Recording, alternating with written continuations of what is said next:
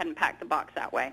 Yeah. They stuffed paper and bubble wrap in there, which I didn't have. All right. Well, so you've had this disaster. I mean, it's total disaster. We could go through a lot of detail. What did you learn? What would you do differently next time, just in a brief sentence? I mean, what would you be doing differently? Well, I would have them come and give me an estimate, personal estimate, and I would make them sign an agreement that this is the fixed amount that I'm going to work with, and give them a marginal area to work with, you know, maybe $500.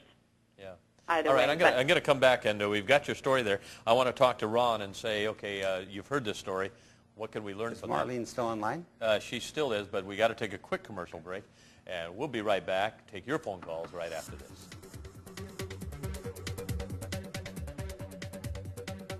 You're entrusting everything that, you know, encompasses your life, your roots, your memories with these people.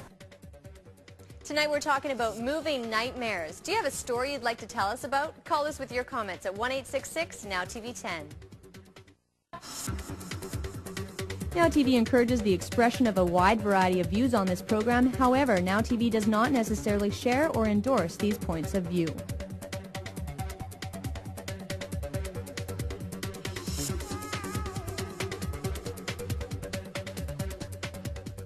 How many times have you moved? Take tonight's online poll by logging on to nowtv.ca. Stay tuned to the end of the show to find out tonight's poll results. Probably about 3 times altogether. Well, in Vancouver, 3 times. Probably a good 15. Yeah, about 6 in the last 5 years. 7 at least. In my life, I have moved twice. In my life, probably about 6 or 7 times. I would need a calculator to try to figure out how many times I've moved. Our family, when I was young, the only thing I really remember is waving goodbye to my friends. That was about every 2 years. My father was in a particular business where we moved a lot. Okay, Ron, we had this story. The lady called up. It was a horror story. Now, what can we do to help people learn from that particular thing? She said, you know, all of a sudden she found out she was overcharged $1,500. My father moved a lot also. He owned this moving company. So that's what she should have been looking for, somebody with longevity in the business. She should have been looking for a major van line. I don't think that was, because the way she was talking, even when it finally got to destination, 30 days later, we're going to guarantee on a 4,000-pound move like that, Toronto to Vancouver, 8 to 14 days to get here. So now, what if it's late, right? Like say with your company, and all of a sudden you're at 21 days?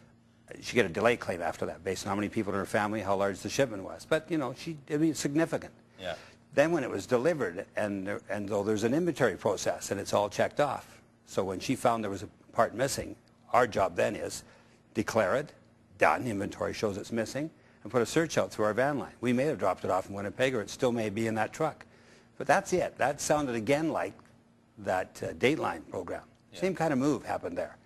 It was an independent for sure. I believe it. You got to be really careful. Buyer beware here. You might think you're getting a deal, but in reality, you may end up just getting taken. And you really got to be careful of this. Buying moving service. Big time. I mean, I'm a mover, and I understand it. And I look at people like you've been in the business how long? If my parents are watching tonight, I think I was 13 when they took the blankets off my bed. So, I mean, and now I'm how old? So that's 43 years ago. So I've been in it for 40 years or something. Yeah, wow. 35, 40 years, my whole life. Yeah. It's good business, and it's a respectful business, but it's got another side to it and the consumer's responsible also. They just keep making the same mistake over and over. It must bug you to It bugs me, yeah. To sit back and hear stories like this and realize that there are guys that are kind of working out of the back of their trucks, you know, and offering all kinds of deals and down-cutting, reputable businesses, and to see good people taken advantage of. I think it's their budget's gone, and all they've got is $1,000 or $1,500. They got to take a chance, and that's the chance they're taking. Like anything, But you're taking a chance with stuff that's very, very valuable to you. Terry's on the line. Hi, Terry. Hi there. That's I've moved twice in the last 24 months, and I've had good experiences both times, but I'm responsible for it. I did my homework. All right, tell me, let's help some people here. What are some of the things that you did that really made a good move happen? I talked to everybody I knew. I got referrals from everybody I knew. I checked out big companies and small companies. I made sure they came to my house and did an estimate for me. That's key. I did not leave them alone. We walked from room to room. We went over the inventory. We discussed everything, what would be packed, what would not be packed, what they would pack, how I wanted things on. Like I wanted a specific room to come off the truck first at the other end. Yeah. So that I could set up that room and put my pets in it and things like that. Yeah, set up your bed and that type of thing in case you want to, sleep in that tonight. It. Yeah, and all that kind of stuff. Yeah, all that kind of stuff. When How about those things that are easily broken? What, when you talk to them, did you ask them questions about how you pack? Yes, I did, and I have moved before, and, people tend to put one piece of tissue paper around something. You don't do that. You put 5 or 6 pieces around it. I had them pack some things. I packed some stuff myself. Everything that I did was labeled, sealed, etc. I was very specific about what I wanted. And when I did pick a mover, it was somebody that would put carpets down. I had fellows who went around with each piece of furniture with me and inspected it. Okay, there's a scratch on the front of this dresser. There's a dent here. So there was no question. I also, they had their little mats down. And I didn't just disappear. I watched them load the truck. I made sure everything went into that truck in what I thought was a sensible way. Oh, Terry, I need you when we move next time because I've had a couple horror stories. I would hire you just to come by and help us. Yeah, that's great. One of the things also that I picked off one of the internet things is protect your memoirs. Yes. If it's irreplaceable, you might want to take it with you if you can in your own car. I did. I moved all my own paintings and artwork, my precious valuables, everything. I have my own little truck, and I moved my own things myself. The things that were most important to me, I didn't trust to somebody else. They're my responsibility. The whole thing, like Mr. LaPorte said, it's your responsibility. Oh, good stuff, Terry. Thank you for your call. That's going to help some folks. So here's a lady who really did it right. Absolutely. Okay. Now, who regulates the moving industry? The movers. There's no regulation. It's like the airline industry. So it's self-regulated. Same as the U.S. side. Yeah, it's self-regulated.